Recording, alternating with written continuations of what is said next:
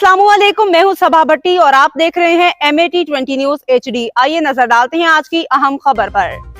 पिंडी भटिया से खबर शामिल करते हैं अपने तहसील रिपोर्टर की रिपोर्ट के मुताबिक तहसील हेडक्वार्टर अस्पताल पिंडी भटिया में शजरकारी मुहिम का आगाज़ डॉक्टर तस्नीम ने पौधा लगाकर वज़ीर आला पंजाब मोहतरमा मरियम नवाज़ के साब्ज़ो सुथरा पंजाब के विजन को अमली सूरत दे दी। पिंडी भटिया तफसीलात के मुताबिक वज़ीर आला पंजाब मोहतरमा मरियम नवाज़ के विजन के मुताबिक सरसब्ज़ और साफ़ सुथरा पंजाब के ख्वाब को हकीकत में बदलने के लिए तहसील हेडक्वार्टर अस्पताल पिंडी भटिया में शजरकारी मुहिम का बाकायदा आगाज़ कर दिया गया।